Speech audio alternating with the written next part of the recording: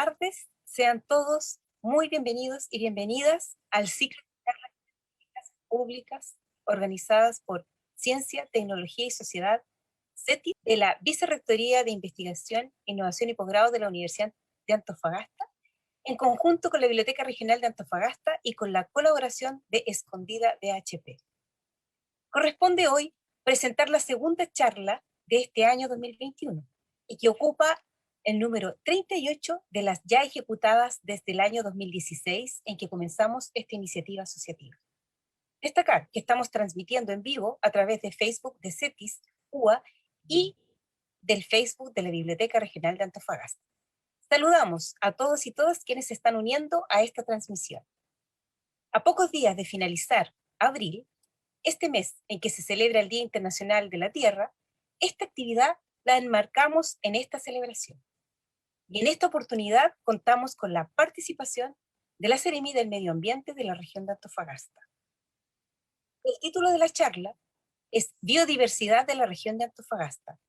¿Cuán valiosa es? Y el expositor lo presentamos a continuación a través del siguiente video.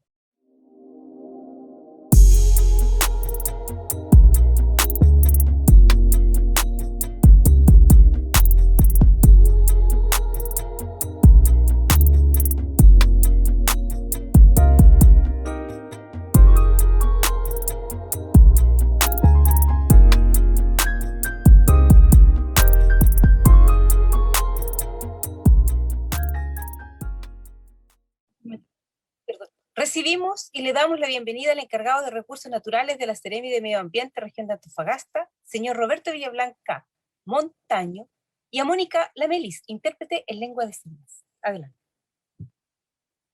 Muchas gracias, Gladys. Bueno, en primer lugar, agradecer la invitación de la Universidad de Antofagasta y también de Biblioteca Regional, sé que se está transmitiendo a través de esas dos plataformas.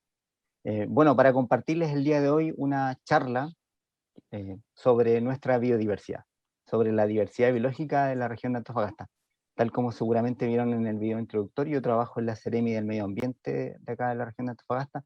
Además soy profesor de Legislación Ambiental y de Ecología para el Departamento de Ingeniería Química de la UCN.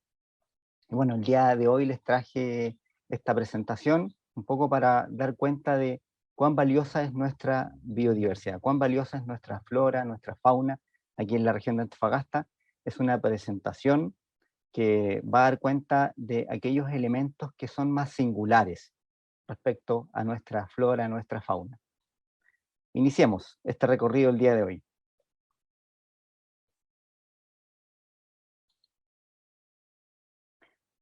En primer lugar traje estas imágenes, seguramente son especies que ustedes conocen bastante bien, especies de aves, de mamíferos, que están presentes en nuestra región de Antofagasta. Son especies características de la zona norte de nuestro país, son especies emblemáticas, especies bandera, ¿cierto? Son especies más carismáticas. La charla que les traje a colación el día de hoy no va a hablar exactamente de estas especies que ustedes conocen bastante bien, que no por ello son menos importantes. Pero bueno, ahí se van a dar cuenta, al pasar de las diapositivas, que vamos a hacer referencia a aquellos elementos de nuestra biodiversidad que sí, quizás son menos conocidos, pero no por ello menos importantes. Antes de iniciar y mostrarles estos ejemplos que quiero compartir con ustedes, quería comenzar explicando qué entendemos por biodiversidad, qué entendemos por diversidad biológica, este término que usamos tan a menudo. Nuestra ley de bases generales del medio ambiente, la ley 19.300, que fue promulgada el año 1994, establece en su artículo número 2 una serie de definiciones, ¿cierto? Para ponernos de acuerdo en qué entendemos respecto de conceptos que son importantes para nuestra normativa ambiental. Uno de ellos es la biodiversidad. ¿Qué es lo que dice este artículo 2? Dice que la diversidad biológica es la variabilidad de los organismos vivos que forman parte de todos los ecosistemas terrestres y acuáticos. Cuando hablamos de ecosistemas Acuáticos nos estamos refiriendo a ecosistemas acuáticos continentales, marinos, incluso también subterráneos en algunos casos. ¿Qué incluye? Incluye la diversidad dentro de una misma especie, lo que habitualmente conocemos como diversidad genética, razas, subespecies, la diversidad entre especies, ¿cierto? Y la diversidad entre ecosistemas.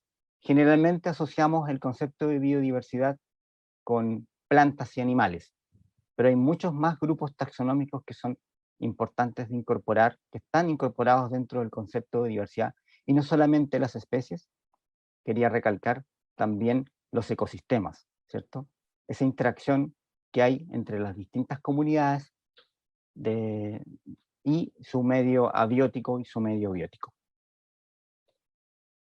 ¿Por qué es tan valiosa la biodiversidad a nivel mundial y para nuestro país? Sabemos que estamos en un ciclo donde las especies están desapareciendo con alta velocidad, ¿cierto? Cada día, ¿cierto? Se extinguen más especies y eso es absolutamente preocupante. Además tenemos una serie de ecosistemas que están deteriorados, degradados, principalmente por acción antrópica. Y la biodiversidad es fuente de recursos y además presta servicios muy variados, que vamos a ver a continuación, para nuestro bienestar, para el bienestar humano. Hablamos de que la biodiversidad entonces es soporte de servicios ambientales, de servicios ecosistémicos, servicios de provisión, servicios de regulación, servicios de recreación, ¿cierto? Aquí hay algunas fotografías que ejemplifican esos servicios ambientales que nos presta la biodiversidad. Regulación climática, abastecimiento de agua para consumo humano, agricultura, ganadería, una serie de actividades que requieren de ese sustento de agua que está disponible en ríos, por ejemplo, en humedales.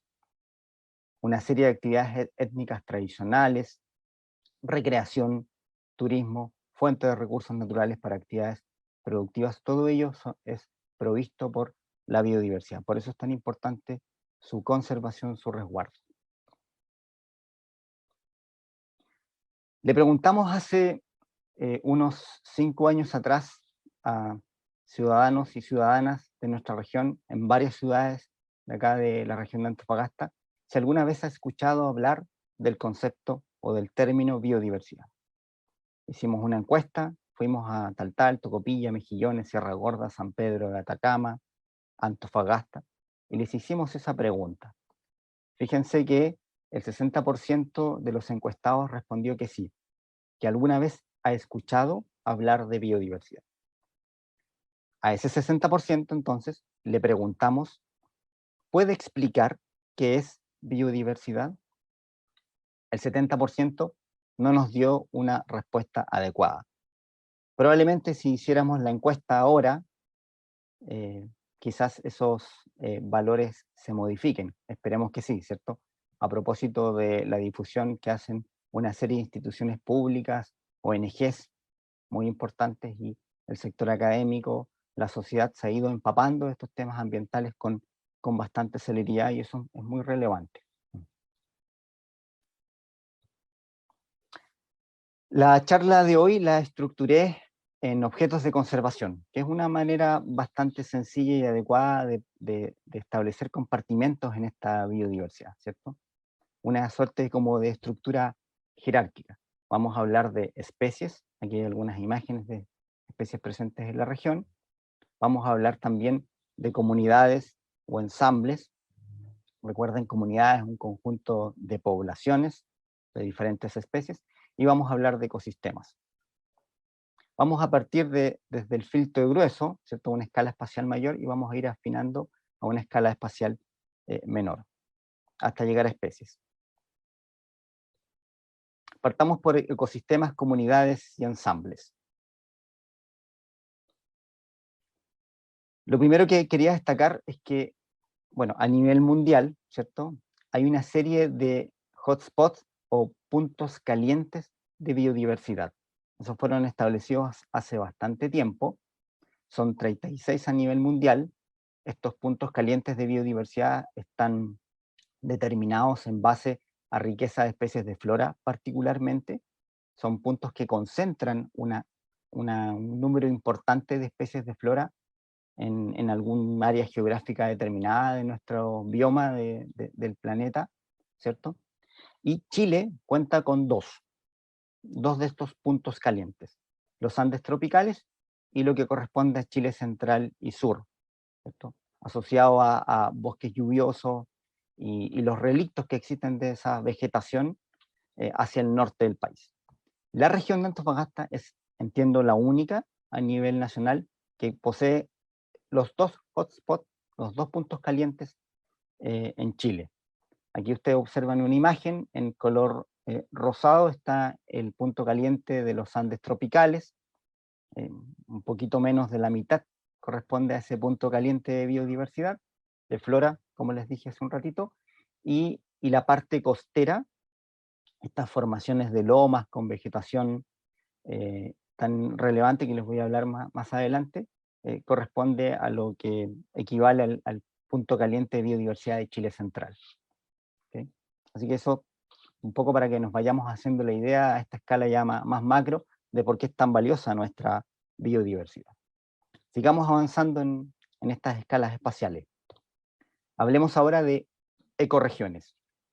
Aquí muestro un mapa que da cuenta de distintas ecorregiones, estas regiones ecológicas que comparten especies similares, características abióticas también similares, tanto en el ambiente marino, acuático marino, como en el ambiente terrestre. Aquí están los nombres, ustedes después pueden googlear y buscar esto de las ecorregiones, les van a salir varias imágenes que pueden utilizar. Voy a hacer un zoom a la parte norte que nos interesa. Aquí está la región de Antofagasta. Nos corresponde en el ámbito marino la ecorregión asociada a la corriente de Humboldt. Ustedes saben, una corriente fría, rica en nutrientes, muy productiva. Tenemos un mar muy productivo.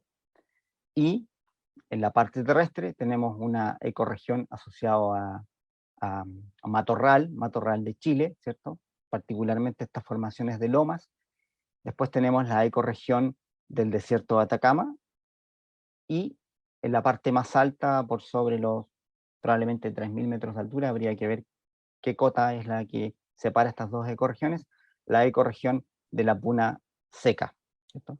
Entonces tenemos aquí 4 ecorregiones al menos en nuestra región de Antofagasta, que dan cuenta, ¿cierto?, de esta situación climática. Tenemos un desierto producto de la presencia de la cordillera de los Andes, que impide, ¿cierto?, que es una barrera para las precipitaciones en época de verano, las precipitaciones estivales, y por otro lado un océano frío con menor evaporación, por lo tanto menor formación de nubes. Por eso tenemos un desierto.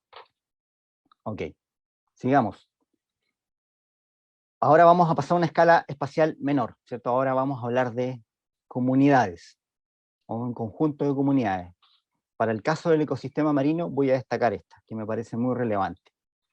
Los cinturones de algas pardas, los cinturones de güiros.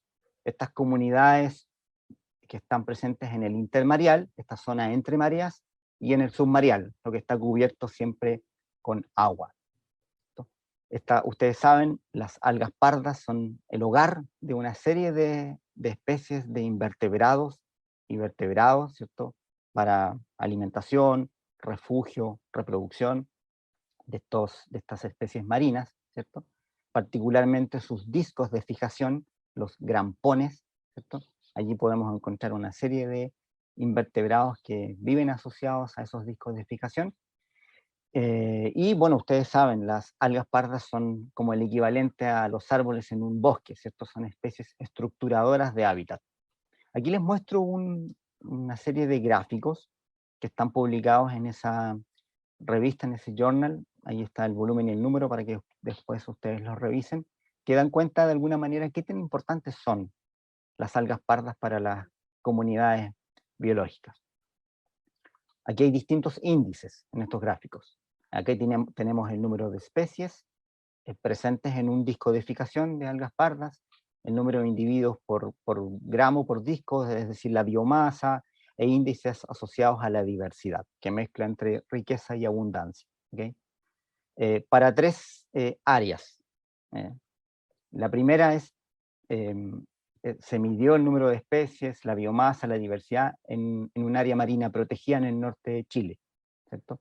La segunda barra, ya la de gris, la de gris, claro, muestra esos mismos valores, pero para un área de manejo, que está entregada a algún sindicato o organización de pescadores artesanales, y la tercera, la gris más oscuro, muestra el número de especies o la biomasa o la diversidad en un área libre de pesca, ¿cierto? Donde quienes tienen sus permisos pueden hacer ejercicio de esa actividad productiva. ¿Qué quiero decir con esto? ¿Qué quiero mostrar con este gráfico? Que son muy importantes las algas pardas y en particular cuando las áreas no están siendo impactadas por actividad extractiva, para justamente sostener la biodiversidad que está asociado a este tipo de ecosistemas. Entonces aquí, por un lado, destacamos la importancia de las algas pardas, pero también de las medidas de administración pesquera o las medidas asociadas a la conservación de nuestro ecosistema marino costero. Ok. Saltemos del ecosistema marino, así rápidamente, al ecosistema terrestre. Una manera muy sencilla, o sea, relativamente sencilla de poder graficar los ecosistemas terrestres es a través de los pisos vegetacionales, ¿cierto? Estas comunidades de plantas que comparten especies similares, que tienen especies dominantes y otras no dominantes, ¿cierto? Que están distribuidas en distintas altitudes, ¿cierto? Sobre el nivel del mar. Aquí muestro un mapa que muestra los pisos vegetacionales de la región de Antofagasta. Acá no se alcanza a distinguir por la escala de la imagen, pero créanme, acá hay muchos pisos vegetacionales que están unos colindantes con otros en el sector costero de nuestra región.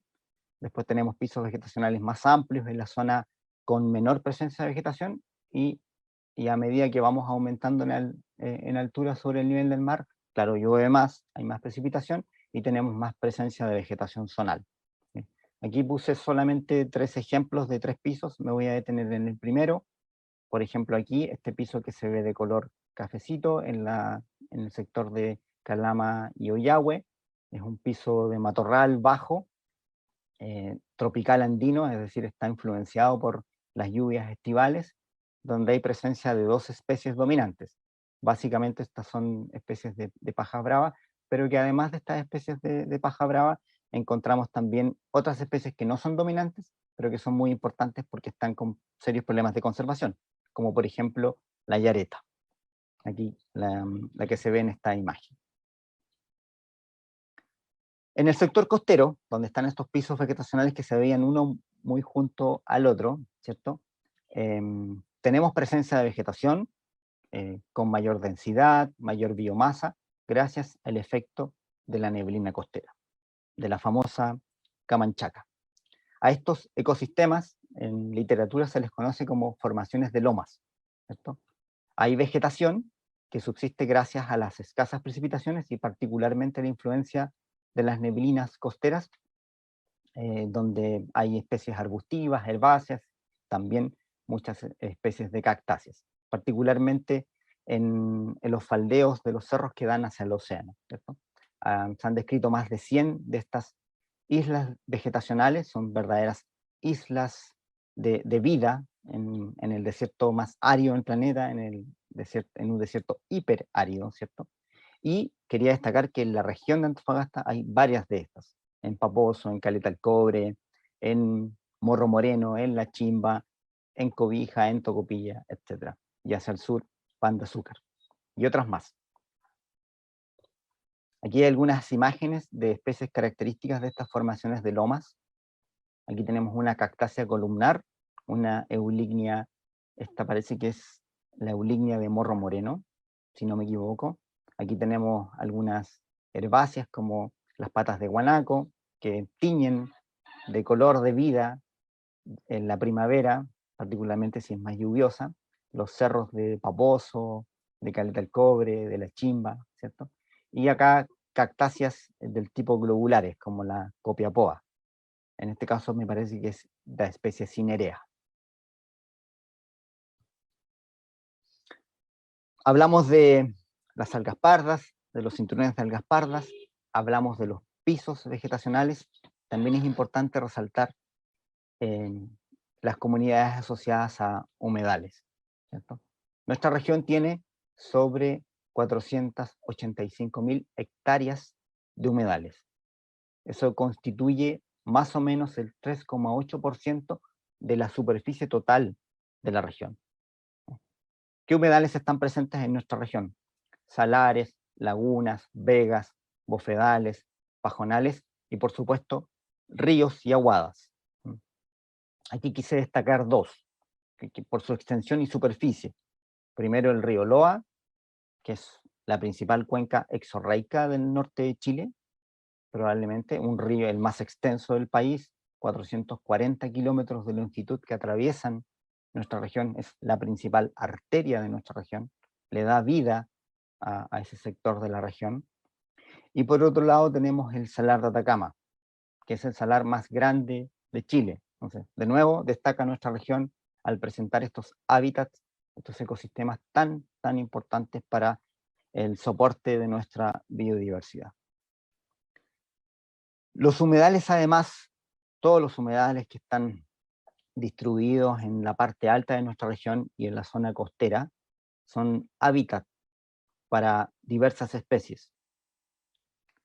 Por ejemplo, microorganismos extremófilos, invertebrados, vamos a hablar de eso más adelante, y vertebrados, muchos de ellos endémicos, es decir, solo presentes en nuestra región y en ninguna otra parte más de Chile o del planeta. Si quieren más datos, pueden revisar el Inventario Nacional de Humedales, que está constantemente siendo actualizado. Creo que la página es humedaleschile.mma.gov.cl y allí pueden bajar incluso la cartografía, que es la misma que yo estoy mostrando en este mapa. Ok, eso es ecosistemas, comunidades, hábitats, ensambles en algunos casos. Ahora vamos a hablar de especies, pero no voy a hablar de flamencos, de chinchilla, de pumas, de vicuñas, sino voy a referirme a aquellas que presentan endemismo regional o son propias y características de nuestra región y no las encontramos en otras partes de Chile.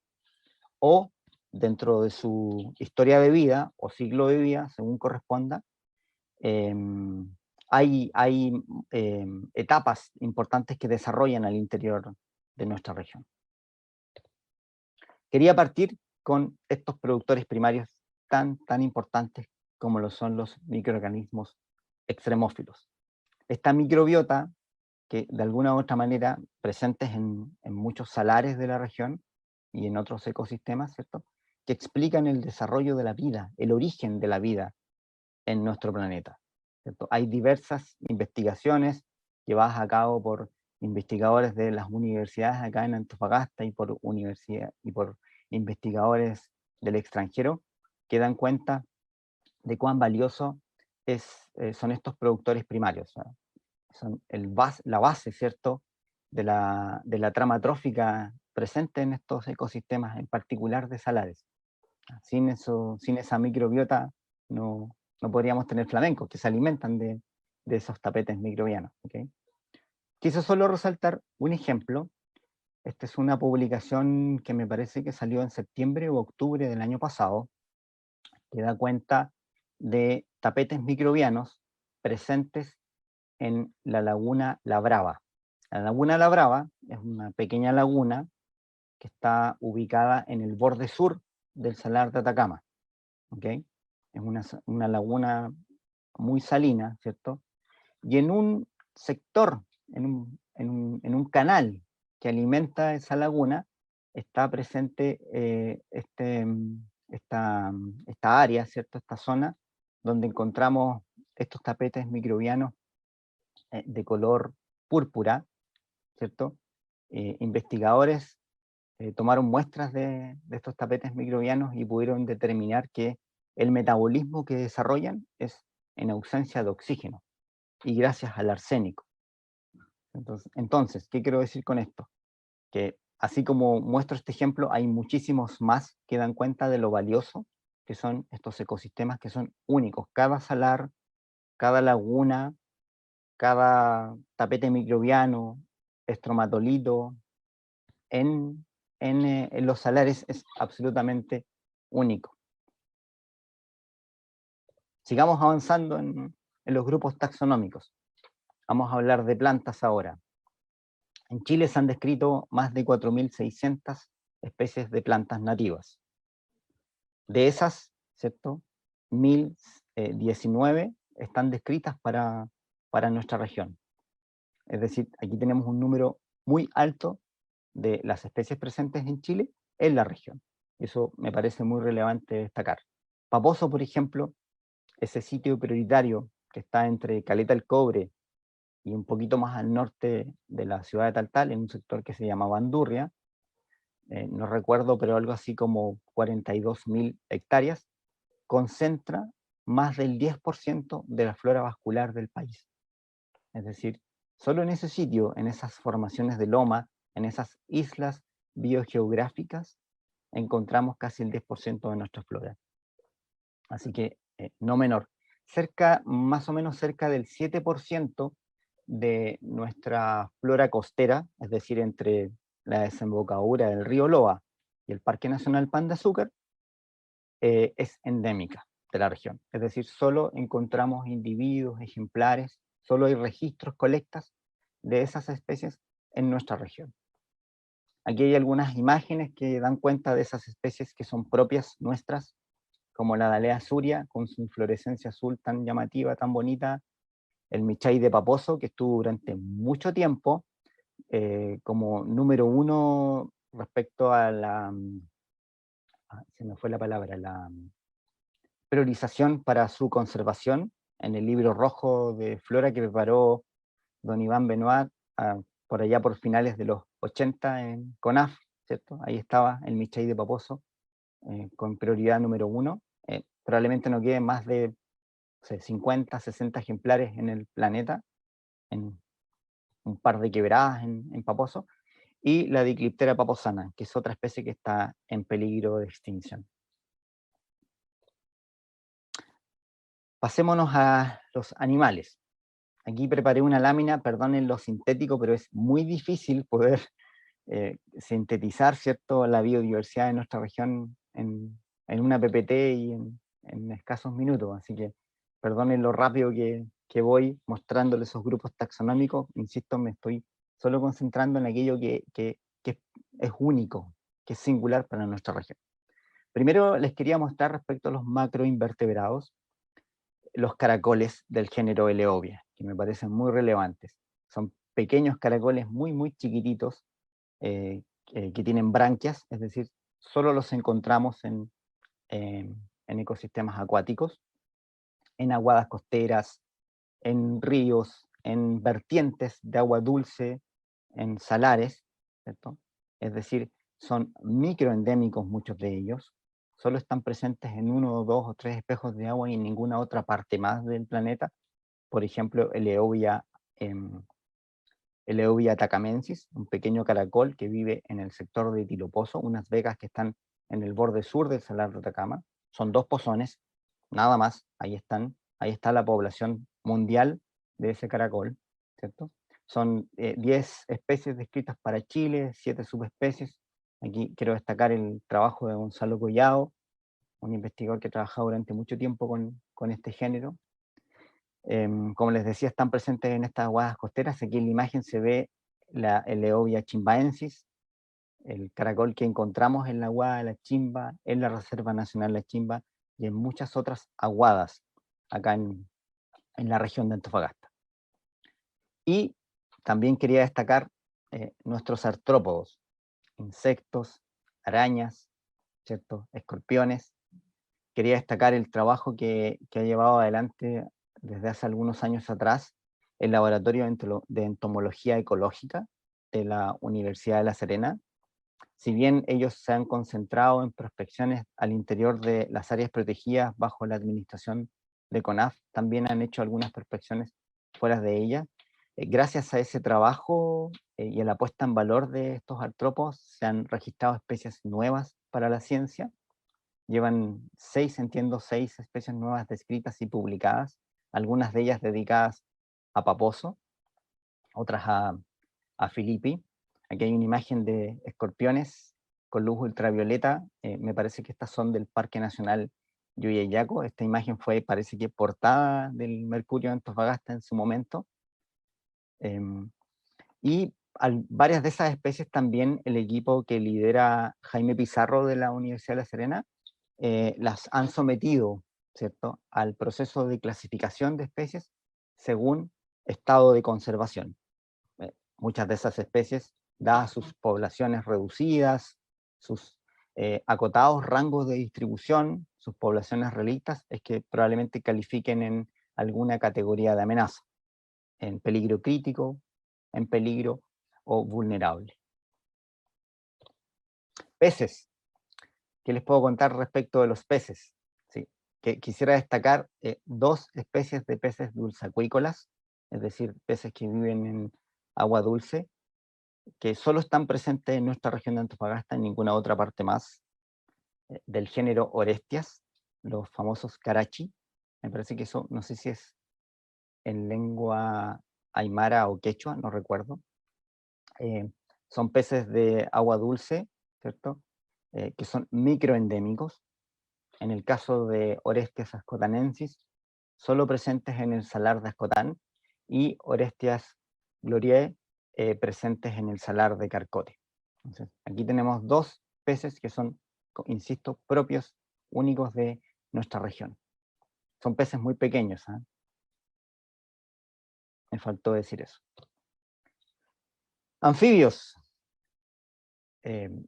Bueno, ustedes saben, seguramente han leído, han visto en prensa, en redes sociales, la situación que ocurrió el año 2019 respecto del rescate de las ranitas del LOA, ¿cierto? Telmatobius dancoi. Pero además de la ranita del LOA, hay otras especies también del género Telmatobius, estas ranas de altura, ¿cierto? Que son también ranas acuáticas. Aquí ven un mapa que muestra el borde nororiental de la región de Antofagasta, la comuna de Calama, Oyahue y San Pedro de Atacama. Cada punto representa, muestra cierto el lugar geográfico donde están ubicadas, donde están presentes estas especies. Distintas especies del género Telmatobius. Así como la ranita del loa se encuentra en una situación muy crítica, las otras especies también. Solo las encontramos en espejos de agua de muy pequeño tamaño, son especies microendémicas, por lo tanto, con alto riesgo de extinción, son con poblaciones muy, muy reducidas. Reptiles. Quise poner este gráfico que es de un libro que se publicó hace bastante tiempo atrás respecto de reptiles de Chile.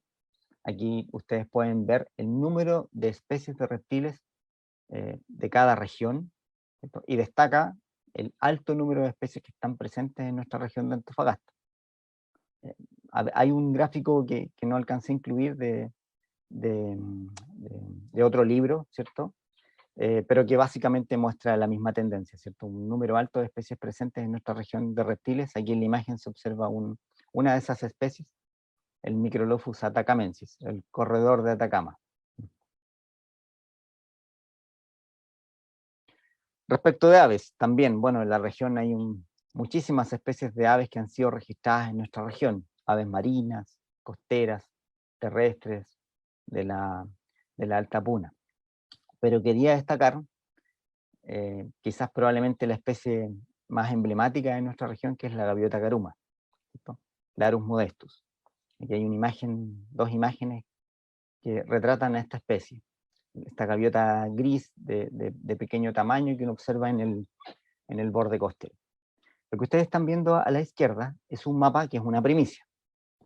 Es un trabajo que ha liderado el doctor Roberto Aguilar y su equipo de colaboradores, que ha permitido identificar y catastrar, ¿cierto? Documentar los sitios de nidificación de esta especie a lo largo de la región. La gaviota gruma se sabe por registros que solo nidifica en nuestra región de Antofagasta, aunque parece que ahora hay unos registros de nidificación en Tarapacá, pero principalmente presenta sus sitios de nidificación en nuestra región. Aquí en pantalla se ven en distintos colores si las colonias están en uso o en desuso, ¿cierto? Sin uso actual. Quiero que se concentren en las que están de color azul. Esas son las actuales colonias en uso, al menos las que están registradas para la temporada 2019-20 y algunas 2020-2021. Muchas de las otras colonias ya no están en uso, probablemente quizás por algún efecto antrópico, impacto, o quizás por otros motivos que no se conocen bien. Respecto de mamíferos, ¿sí? Quise poner solo un gráfico que da cuenta de la importancia que tiene el sector, la zona norte de nuestro país, en términos del número de especies de mamíferos registrados para esta zona del país. Aquí ustedes pueden ver un gráfico que muestra la riqueza de especies de mamíferos terrestres por ecorregión. Aquí están las distintas ecorregiones. Quiero que nos concentremos en estas dos, en el desierto de Atacama y en el sector de la Puna. Ahí ustedes ven que destaca ese número alto de especies presentes para estas zonas del país. Principalmente roedores, aunque también hay presencia de otras especies como camelios, por ejemplo, felinos, etc. Las especies de zorro. Ok. Eso respecto a la caracterización de nuestra biodiversidad, porque es tan valiosa nuestra biodiversidad, y dimos una pasada rápida por distintos grupos taxonómicos. Ahora brevemente les voy a contar, les voy a mostrar algunos indicadores, algunas estadísticas asociados a conservación biológica. Quería partir con esta. ¿En qué estado se encuentran nuestros ecosistemas terrestres? Lo que ustedes están viendo en pantalla es un gráfico que muestra en qué categoría de conservación están nuestros ecosistemas terrestres, provenientes de un trabajo que fue publicado el año 2011, si no me equivoco, Rodríguez y colaboradores para el Ministerio del Medio Ambiente. De acuerdo a ese ejercicio, utilizando los mismos criterios que se utilizan para clasificar especies, aquí fueron fueron utilizados para clasificar ecosistemas, permite obtener mapas como el que ustedes ven en pantalla. El 25% de nuestros ecosistemas clasificaron en condición vulnerable, particularmente por el estado en que se encuentra nuestra flora, especialmente la flora costera de la parte más hacia el norte de la región. Ustedes saben, muchas de las especies, en particular cactáceas, se encuentran en muy mala condición en el cinturón costero de nuestra región, y también la condición en que se encuentra la vegetación zonal en la parte más alta de la región. Otros ecosistemas de la zona sur calificaron como en peligro o en peligro crítico, por ejemplo, bosques relictos en la octava, novena región. ¿Se acuerdan lo de los pisos vegetacionales? Aquí yo les muestro una tabla con esos pisos vegetacionales, cada uno de ellos, y la superficie total de esos pisos vegetacionales, de cada uno de ellos, que está contenida en un área silvestre protegida. ¿Okay? Fíjense, hay de alguna u otra manera qué tan representativos son esos ecosistemas en áreas silvestres protegidas. Hay pisos vegetacionales que están casi en su 100% incluidos, incorporados en un área protegida, como por ejemplo el de Morro Moreno, en el Parque Nacional Morro Moreno, pero hay otros pisos vegetacionales que no tienen ninguna figura de protección oficial asociada, como por ejemplo matorrales tropicales andinos, que vimos cuando mostramos el mapita, ¿cierto?, de los pisos vegetacionales. El 0% de ese piso está contenido en alguna área silvestre protegida, y ahí hay un gap, un desafío poder avanzar en ello. Respecto a humedales y su grado de priorización basado en su vulnerabilidad.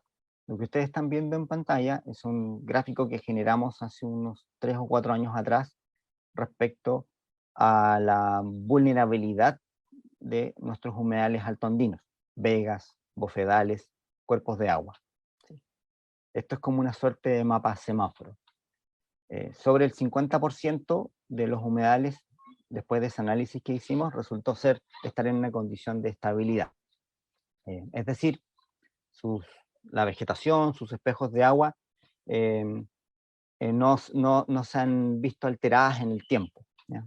No ha disminuido, por ejemplo. Otro porcentaje, un 8%, que está aquí representado en color amarillo, se han mostrado estables, ¿sí? Pero hay presiones antrópicas cercanas a él, que podrían, ¿cierto?, conducirlo a una situación de inestabilidad. Por ejemplo, se extrae agua cerca de su humedal, ¿eh? Y casi un 40% han mostrado inestabilidad. Es decir, se han visto reducidos sus espejos de agua o la vegetación, ya sea porque hay algún impacto antrópico directo, extracción de agua, o bien por menor recarga de los acuíferos, quizás por efecto de disminución de las precipitaciones asociados a cambios globales, a cambios climáticos. Algunos de esos humedales que están distribuidos a lo largo de la región están total o parcialmente dentro de límites urbanos. ¿Okay? Recuerden, hace ya un poco más de un año, en enero del 2020, se promulgó la Ley de Protección de Humedales Urbanos, la Ley 21.202, ¿cierto?, que le da facultades al Ministerio del Medio Ambiente para poder declarar estos humedales que están total o parcialmente dentro del límite urbano como humedales urbanos, y así, ¿cierto?, avanzar en la sustentabilidad de estos ecosistemas tan importantes para las ciudades, finalmente. Aquí yo les muestro un mapa que da cuenta de los principales humedales urbanos sobre los cuales estamos trabajando para poder declararlos. Algunos que están contenidos están dentro de los límites urbanos de la ciudad de Antofagasta, el humedal La Chimba, Quebrada Carrizo, el humedal del Kilómetro Osa, Salar del Carmen, el humedal de La Negra, por nombrar algunos. Y el río Loa. Ustedes saben, el río Loa atraviesa la ciudad de Calama, por lo tanto, está parcialmente dentro del límite urbano, y ahí estamos avanzando. Estamos hablando en total de más de 1000 hectáreas de humedales que podrían ser declarados bajo esta figura. Respecto a especies, algunas métricas, algunas estadísticas. El 52% de las especies clasificadas en Chile, presentes en la región de Antofagasta, están en categoría de amenaza. Es decir, o están clasificadas en peligro crítico, en peligro o vulnerable a la extinción. La ranita del loa, muchas especies de caracoles eleovia, los peces carachi, las orestias, ¿cierto?, por citar algunos, y algunos artrópodos de los trabajos que ha hecho el equipo de la Universidad de La Serena y los futuros artrópodos que puedan ser incluidos también en esos procesos de clasificación. Entonces, es un porcentaje importante, ¿cierto? Se enciende ahí la luz de alerta para poder llevar a cabo acciones de conservación concretas para poder disminuir la presión sobre esas especies y sus poblaciones. El 41% está clasificado en una categoría no amenazada, preocupación menor, ¿cierto?, casi amenazada, ¿cierto?, y el 7% con datos deficientes. ¿Qué significa eso? Que no hay antecedentes suficientes para poder clasificarlo en alguna categoría, no por eso menos preocupante. Y con esto termino, para no aburrirles más. Respecto a acciones de conservación, aquí solo voy a citar muy pocos ejemplos, a propósito del diagnóstico, del breve diagnóstico que les presenté antes. ¿Qué se entiende por conservación? Lo mismo el artículo 2 de nuestra ley ambiental lo establece como uso y aprovechamiento racional o la reparación, según corresponda, ¿cierto?, de componentes del medio ambiente. En particular con énfasis en aquellos que son propios del país, únicos, escasos, representativos, como los ejemplos que vimos hace un rato, ¿cierto? ¿Para qué? Para asegurar su permanencia, su capacidad de regeneración. ¿Cómo hemos ido avanzando? Por ejemplo, en términos de proteger nuestro territorio, ¿cierto? Establecer áreas bajo protección oficial utilizando las categorías que nuestra normativa establece, ¿cierto? Aquí ustedes pueden ver una tabla que muestra distintas categorías de áreas protegidas, y además incorporé el porcentaje de sitios prioritarios. Estos sitios prioritarios son áreas de relevancia por su biodiversidad, que no son áreas protegidas, pero que fueron definidos con esa finalidad, ¿cierto? Para que se avanzara en protegerlos en algún momento. Respecto a sitios prioritarios, representan el 7% de la región, Salar de Atacama, Península de Mejillones, por citar algunos, y distintas categorías de áreas protegidas en la región, las que administra la Corporación Nacional Forestal, del SNASPE, del Sistema Nacional de Áreas Silvestres Protegidas del Estado, parques nacionales, reservas nacionales, monumentos naturales, el 3%, santuarios de la naturaleza, sitios Ramsar, esta designación internacional de humedales de importancia, las autodestinaciones, que son una categoría que tiene el Ministerio de Bienes Nacionales, y parques y reservas marinas, 338 hectáreas, en la única reserva marina que tenemos en el Norte Grande, que es la Reserva Marina de la Rinconada, que protege el stock de ostión del norte, uno de los escasos poblaciones de ostión del norte natural que nos van quedando en Chile. En total, si sumamos todas estas áreas protegidas, solo alcanzamos el 4,3% del territorio regional. Si mañana, así mágicamente, estos sitios prioritarios se transformaran en áreas protegidas, alcanzaríamos el 10,4%. Entonces, tenemos bajo protección oficial el 4,3% del territorio regional. Pero resulta que el país asumió hace bastante tiempo atrás metas de conservación, compromisos internacionales. En particular, voy a resaltar una de esas metas que dice que al menos el 17% de las zonas terrestres y el 10% de las zonas marinas estén protegidas, ¿cierto? Estamos muy lejos todavía de esa meta, nos queda bastante por avanzar. Hay que apoyar las iniciativas de protección y conservación de esos territorios que así lo demandan. Respecto a conservación de plantas, quería destacar el arduo trabajo, el importante trabajo que ha conducido el Instituto de Investigaciones Agropecuarias, en particular el Banco de Semillas, que está en Vicuña. Hay una imagen del banco donde se resguarda material genético, no solo de especies que son de interés comercial, ¿cierto? Sino también de especies nativas. Ya nos estamos acercando a las 200 especies conservadas en el banco de semillas. Tenemos un proyecto FNDR que nos va a permitir ampliar ese número, son 191 a la fecha, de las especies presentes en la región, conservadas, su germoplasma, sus semillas conservadas en este banco. Así que ahí hay harta tarea para avanzar. Pues, yo les conté hace un rato, son más de 1000 especies presentes en la región, obviamente hay un delta ahí que cubrir. Y quería destacar el trabajo de conservación de la ranita del Loa. 13 individuos fueron rescatados el año 2019 y fueron enviados al Zoológico Nacional, al Centro de Cría ex situ de anfibio, y afortunadamente, gracias al excelente trabajo de los especialistas del Zoológico Nacional, tenemos a la fecha, bueno, están vivos esos 13 ejemplares y un enorme número de larvas, ¿cierto? Que en un futuro se irán a transformar, ¿cierto?, a metamorfosear en adultos y a partir de allí proponer alguna acción de reintroducción de esta especie en sus hábitats naturales. Y con esto termino. Desafíos. ¿Qué desafíos nos plantea la conservación y a propósito de la relevancia, del valor que tiene la biodiversidad para nuestra región? Solo una lámina, esto es opinión muy personal de dónde creo que debería apuntar la conservación biológica. Lo más importante siempre es apuntar a una conservación más bien pasiva. ¿De qué manera?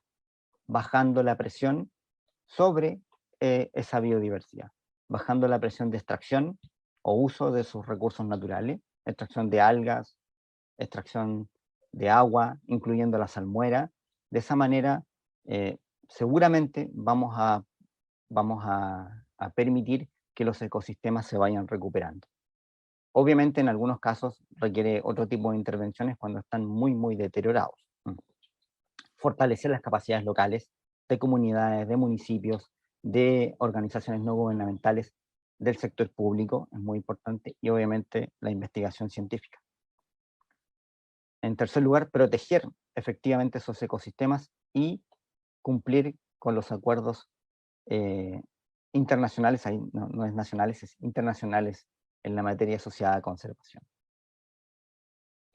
Con eso termino, no sé si me excedí mucho en el tiempo, disculpen, solo quería agradecer a investigadores, a ONGs, ¿cierto?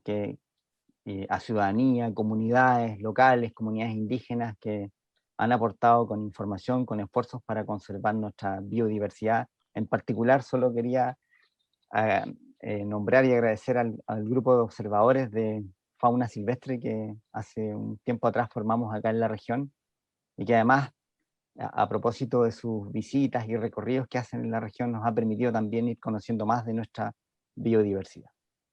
Gracias, Gladys, por la invitación. Gracias, Roberto. La verdad que, mucho aprendizaje, una clase, ¿no? Una clase magistral, y una clase magistral muy necesaria para poder conocer y valorar nuestra gran riqueza y el patrimonio natural que tenemos y que muchas veces no conocemos. De verdad que se entiende, ¿no? Tan difícil poder resumir porque es muy amplio y tenemos mucho más. O sea, aquí podríamos estar mucho tiempo. La verdad es que tenemos varias consultas. Ya vamos a pasar no se vayan los que están conectados, porque hay varias consultas, comentarios, y yo creo que es importante compartirlos entre todos. Así que vamos a comenzar rápidamente. Tenemos una primera consulta que fue ya hace empezado recién la charla, de Iris Donoso. Un saludo para Iris Donoso, y hace la consulta: frente a la pandemia, ¿qué se ha observado o registrado en nuestra región con respecto a su biodiversidad? La profe Iris, sí, buena pregunta. Sí. Bueno, a propósito de la pandemia y que estamos en cuarentena, ¿has disminuido la cantidad de gente que visita estos ecosistemas tan importantes? Y evidentemente, y seguramente es así, ¿cierto? Ha habido menos perturbación en esos lugares, por lo tanto, quizás se ha visto un cambio en el comportamiento de animales en particular, menos perturbados de alguna u otra manera. Solo quería citar el ejemplo de la Guadalachimba, ¿cierto? Donde estamos trabajando para poder declararlo humedal urbano y además ya aprobado como santuario de la naturaleza. En pandemia tuvimos que implementar una medida que fue construir cierres de acceso vehicular. Y es impresionante el cambio que ha tenido el humedal La Chimba a propósito de disminuir la perturbación por actividad antrópica. Eh, Básicamente interrumpir el flujo de vehículos y por eso también de personas. Antes uno tenía que ir muy temprano en la mañana para observar aves descansando en los espejos de agua, acicalándose, limpiando sus plumas. Ahora uno puede encontrar esas aves hasta las 11, 12, hasta mediodía. Antes eso no ocurría. Así que ahí seguramente ha habido un efecto a propósito de nuestra menor presencia en esos lugares. Claro, mira, voy a ir igual matizando con algunas Ujú. preguntas, por ejemplo, y algunos comentarios, pero Jessy González ya le contesté, preguntó: ¿va a quedar grabada la charla para nuestros amigos que nos están viendo también desde Facebook de la Biblioteca Regional de Antofagasta? Sí, la charla va a quedar grabada y va a quedar alojada en esta plataforma, en Facebook de CETIS, y también en nuestro canal de YouTube. Los invitamos a que revisen y revisen también las charlas anteriores, que están alojadas también en nuestras plataformas.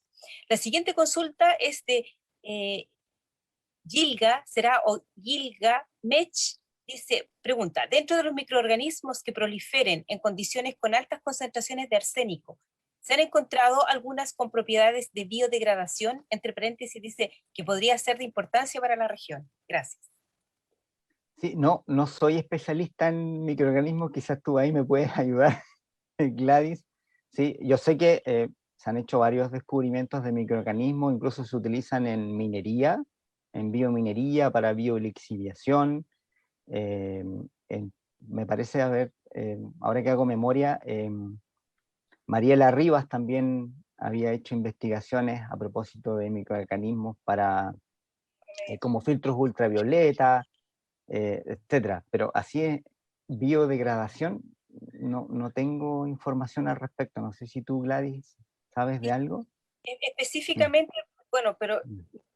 perdón que específicamente para el efecto de bioremediación, justamente, claro, hay microalgas y sobre todo las cianobacterias que se trabaja con bioremediación. Aquí en la Pero región... bioremediación, es que entendí biodegradación, quizás se refería a bioremediación. Biodegradación. Estoy trabajando con Sí. bioremediación, pero en Ujú. biodegradación y específicamente también con arsénico, yo no tengo antecedentes.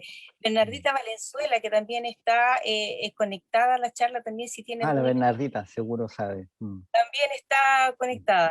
Mm. Sí, yo tengo antecedentes acerca de los trabajos que se están haciendo para Mm. bioremediación. Sí, pues Importante, bioremediación, sí, son muy importantes las bacterias para eso. cianobacterias Mm. principalmente. Mm. Gracias, Gilda, por la pregunta. Luego vienen varios saludos y felicitaciones. Araceli Marín, José Manuel Rojo, Sebastián Gallardo, Edith Fernández, mencionan, excelente presentación, muchas gracias, y Donoso también lo menciona. Y viene una pregunta de Rodrigo Zárate acerca de las plantas que están en peligro de extinción en la zona de Paposo, ¿peligran porque han sido ocupadas para fines medicinales de las comunidades cercanas? Sí, buena pregunta. Sí. ¿Por qué esas especies que están en peligro de extinción tienen poblaciones tan reducidas? ¿Ya? Hay que entender que, bueno, muchas de esas especies que tienen poblaciones reducidas, ¿cierto? Están sometidas a alto estrés hídrico principalmente. Están relictas a los fondos de quebrada, donde las condiciones son más favorables, condiciones más húmedas, por ejemplo. Y ahí están ubicadas esas escasas poblaciones de las Daleas Azuria, el Michay de Paposo. Sí. Es muy probable que ese sea el principal impacto del por qué tienen poblaciones reducidas. Eh, eh, Probablemente quizás la neblina ha sido menos densa a propósito del cambio climático, obviamente las precipitaciones son mucho más escasas. No sé si la extracción de esas plantas para fines medicinales probablemente tenga algún efecto. Sí podemos citar otras fuentes de impacto, además del estrés hídrico, que es la colecta para venderlas, por ejemplo, las noticias que vimos hace unos días atrás respecto a las cactáceas que fueron repatriadas desde Italia, ¿cierto? Hay un comercio intenso sobre esas especies de cactáceas que obviamente ponen en riesgo esas poblaciones, y también la presencia de ganado caprino, por ejemplo, en Paposo, o la presencia de burros. Yo diría que esas son las principales fuentes de impacto. Yo descartaría la extracción de plantas para fines medicinales. Ok, gracias. Luego viene la pregunta, Mixi Araya hace la consulta, ¿por qué las ranitas crecen en canales y no en el río?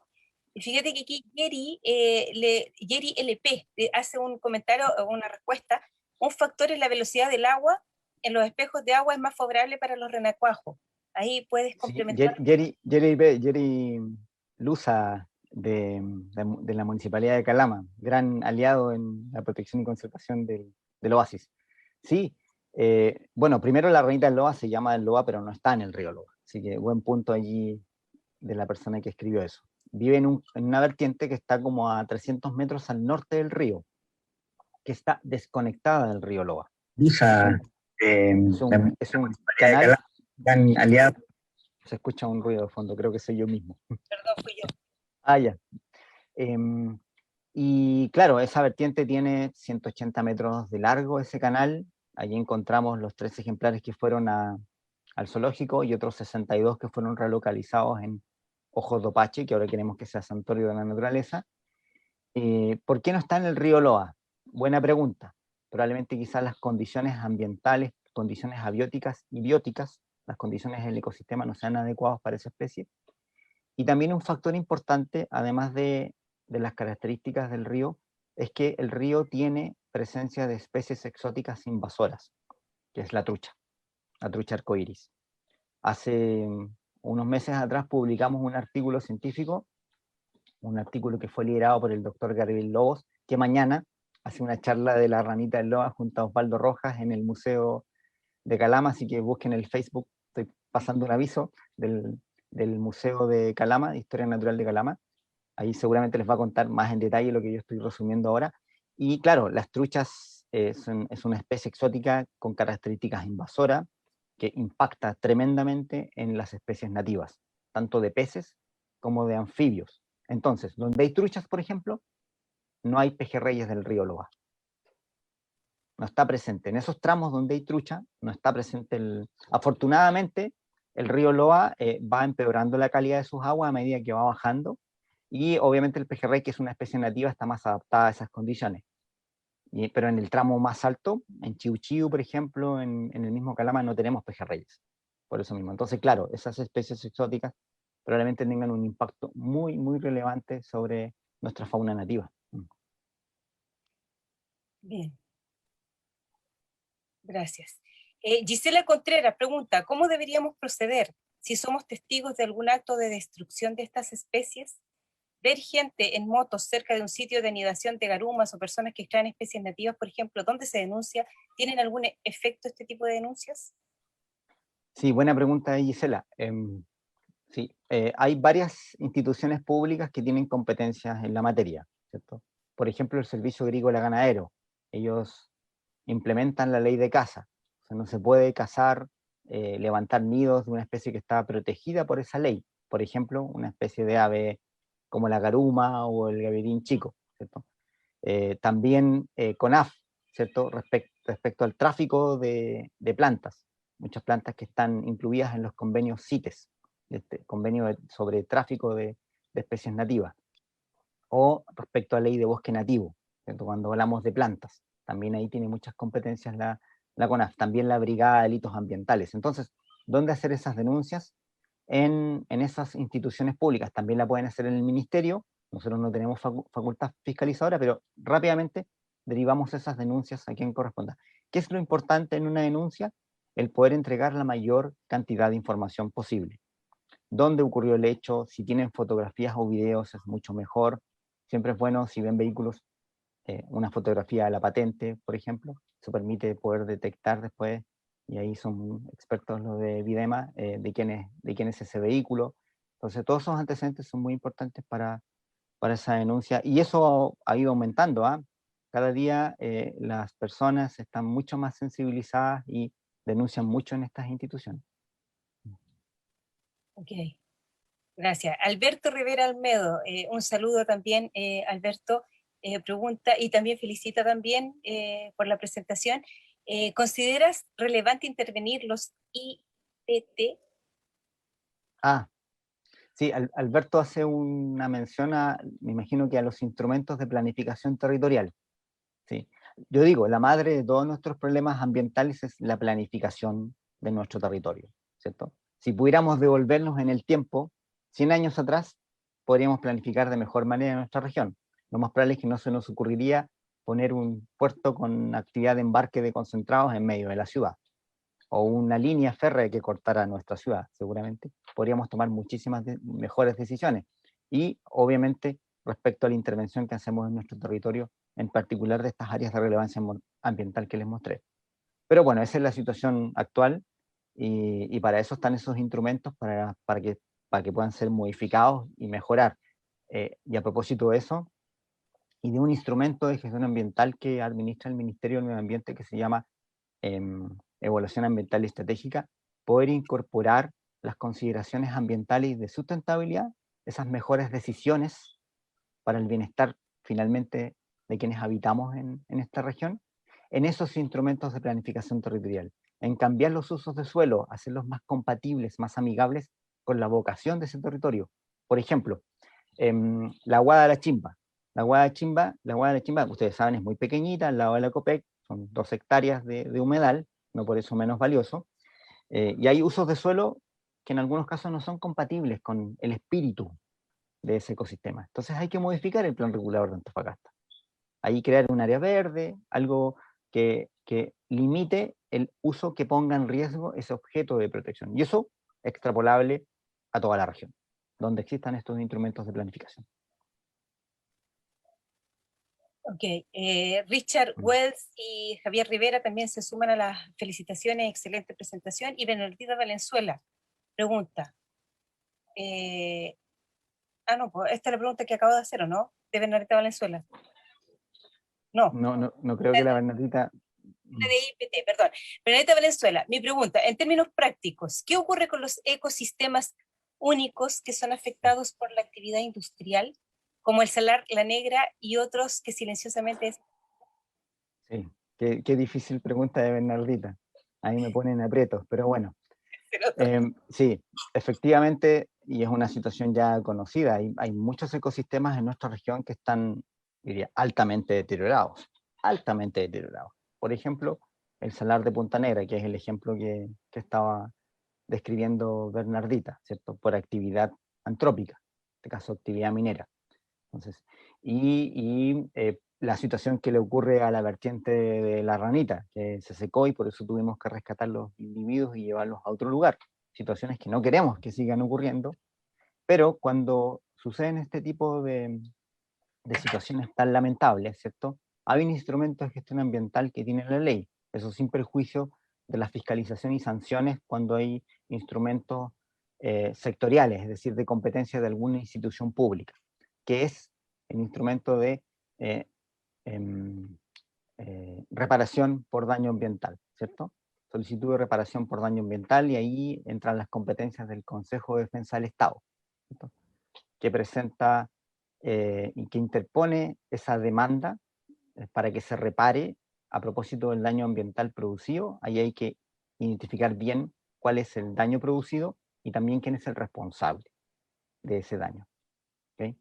Y obviamente allí comienza un proceso, se judicializa ese proceso y se establecen medidas de reparación cuando el daño es reparable, ¿cierto? Independiente del periodo de tiempo que tome y de las acciones que deban ejecutarse.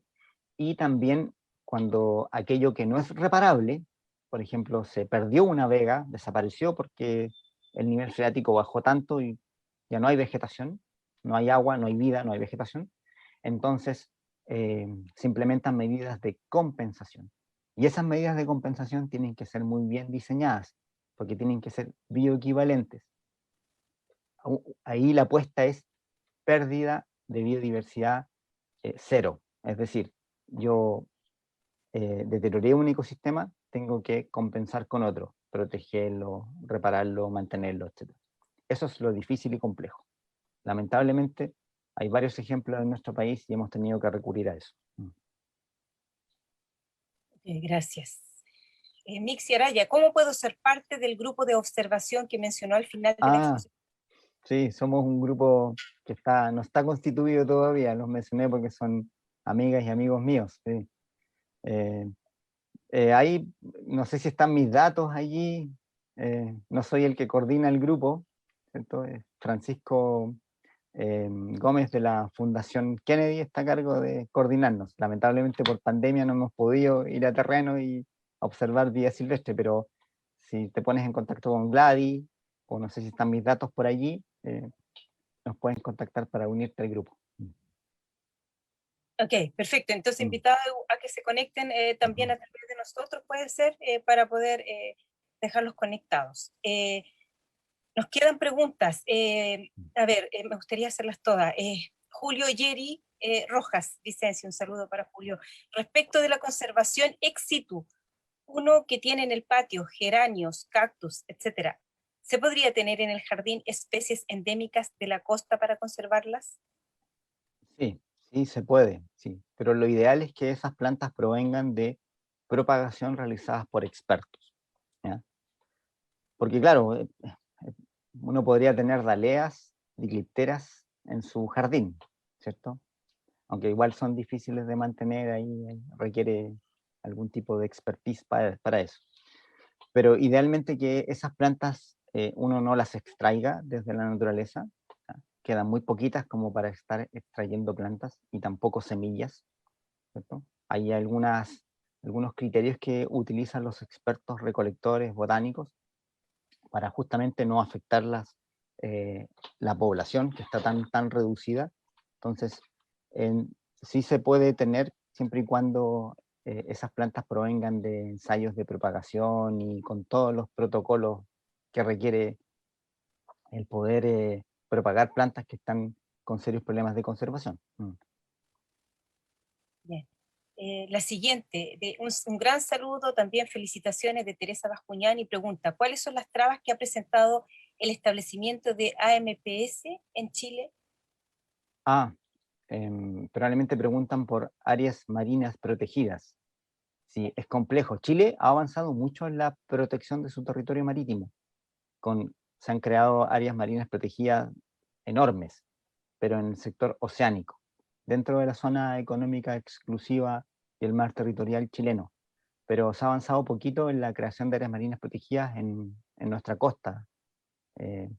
Y claro, hay una serie de factores que dificultan justamente en avanzar la creación de esas áreas marinas protegidas.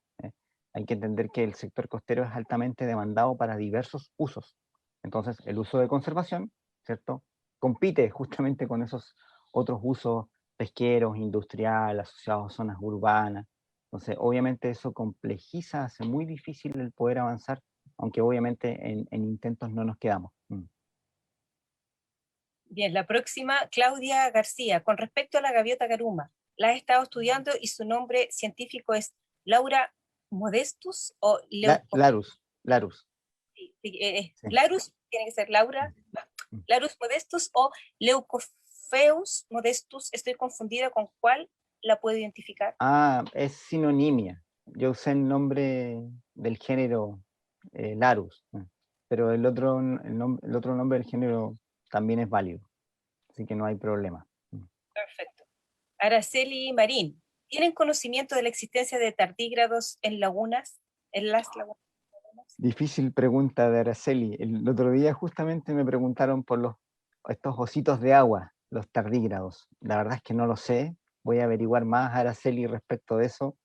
Ya me han preguntado varias veces por los tardígrados, pero seguramente hay. Es indudable que nos falta mucho por conocer respecto a nuestra biodiversidad.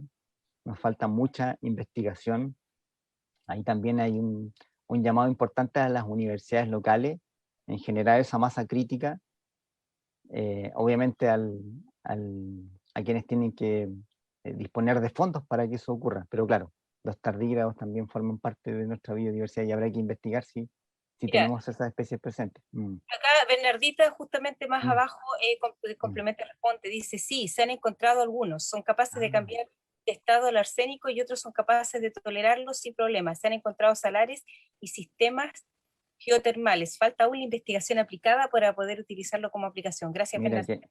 qué buen dato de Bernardita. Muchas gracias. Javier Rivera, ¿existe alguna medida de administración en los sectores Las Lomas, en el sector costero? En el sector de lomas, donde está presente la flora, aparte de establecer usos de suelo que sean compatibles con ese territorio, ¿cierto? Justamente para evitar que se intervenga para construcción de obras o actividad industrial, yo diría que la medida de protección es la creación de áreas protegidas, y ahí se ha avanzado. Se creó hace unos años atrás el Monumento Natural Paposo Norte. No se ha avanzado más en el sector de Paposo hacia el sur, porque es de propiedad privada y ahí hay dificultades en eso. Pero claro, la medida es justamente la creación de áreas protegidas, pero yo siempre digo lo mismo, pero no sacamos nada con tener un área protegida, incluso administrada e implementada, si no llevamos a cabo esfuerzos de conservación ex situ, propagación y reintroducción, porque nada va a asegurar que podamos perder alguna población importante de esas especies que son relictas, microendémicas, si es que no llevamos a cabo ese tipo de acciones de conservación. Necesitamos conservar ese germoplasma, son tan pequeñas esas poblaciones que obviamente hay que hacer esos esfuerzos.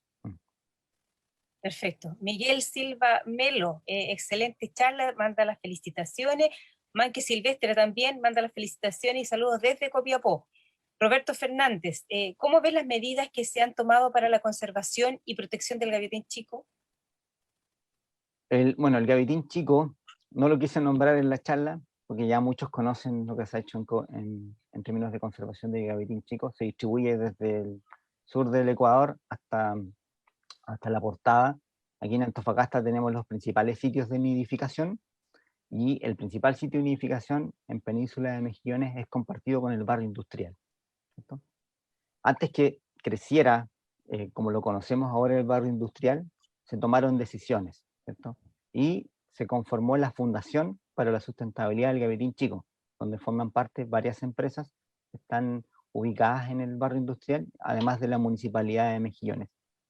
Y a partir de allí, la Fundación se hace cargo in situ de la conservación del sitio de varios sitios de nidificación, en particular de la península, perdón, del sector de Pampa en Mejillones, y ha resultado, yo diría, bastante exitoso, por ejemplo, en el control o erradicación, según corresponda, de sus principales amenazas. Por ejemplo, en la presencia de perros en vida libre, el ingreso y tránsito de vehículos y personas, particularmente durante la época reproductiva, todas las acciones de difusión y puesta en valor de esa especie, así que ha sido una gran contribución que hace la Fundación como complemento a las funciones que tienen los servicios públicos asociadas a esta especie. Bien.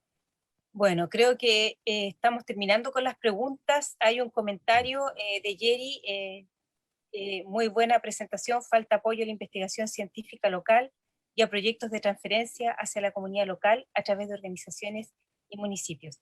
Saludos. Acá hay una solicitud que yo creo que hay varios a lo mejor que pueden necesitar. Dice Rodrigo Zárate dejar su contacto para poder escribirle, por favor. No sé si puedes mencionar tu correo o algún Sí, no, yo no sé si puedo, no, yo no saco nada con escribir acá porque no estoy en el Facebook, de veras. En mi correo es rvillablanca.2, el 2 con número, @ MMA de Ministerio del Medio Ambiente, .gov, con B alta, .cl. Listo. Ahí lo acabo de escribir en el... Perfecto. Ya, gracias Gladys. Sí, ahí también hay felicitaciones de Nayali Molina. Bernadetta Valenzuela dice que su respuesta anterior es sobre microorganismos remediadores. También aclara ahí en relación a los tardígrados, los he encontrado muestras de agua de algunos salarios y laguna altiplánica y son hermosos, sí, claro, ¿no? Sí, muy lindos. Gracias por la charla, y mucho que gracias por la charla. La verdad es que han sido muchas preguntas, le han sacado, como se dice, le han sacado el jugo, han estrujado aquí a Roberto Villablanca con las preguntas. Cuando ocurre esto en las charlas públicas, de verdad que nos hemos extendido, pero creo que esa es la gran riqueza de poder conversar y poder interactuar con el expositor, así que por eso nos hemos extendido y ha quedado la mayor parte del público que ha continuado, así que ha sido de mucho aprendizaje y mucho interés. Así es que eso, Roberto. No, sí. gracias a ustedes por la invitación. Y ahí a nuestra intérprete, Sí, que ¿no? tuvo que sufrir con las palabras muy técnicas. Sí, de verdad agradecemos enormemente, un privilegio contar hoy día, Roberto, con tu presencia y con tu presentación. Es muy necesario poder compartir esto justamente. Ahí siguen Rodrigo Varas, Mauricio Torres, siguen las felicitaciones y los agradecimientos por esta gran exposición, y yo creo que puedo representar al público que nos sigue viendo. Quedamos con ganas de aprender más. Realmente es mucho lo que tenemos que conocer de esta gran riqueza natural como patrimonio, ¿no es cierto?, que tenemos en la región. Así que agradecemos enormemente en nombre de todo el equipo CETIS, agradecer a Roberto Villablanca por esta gran presentación, a la Seremia del Medio Ambiente, región de Antofagasta, y por supuesto, tú ya lo decías, a Mónica Lamelis, que nos acompañó hoy día en la interpretación en lengua de señas. Excelente por haber tenido esta gran disposición.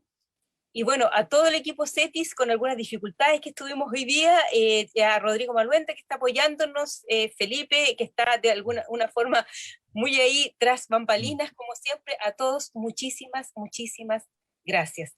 Y los dejamos invitados, ya desde ya, a la próxima charla científica pública el martes 25 de mayo a las 19 horas a través de estas mismas plataformas. Muchísimas gracias a todos quienes nos... Chao a todas y todos. Muy buenas Gracias por noches. la paciencia.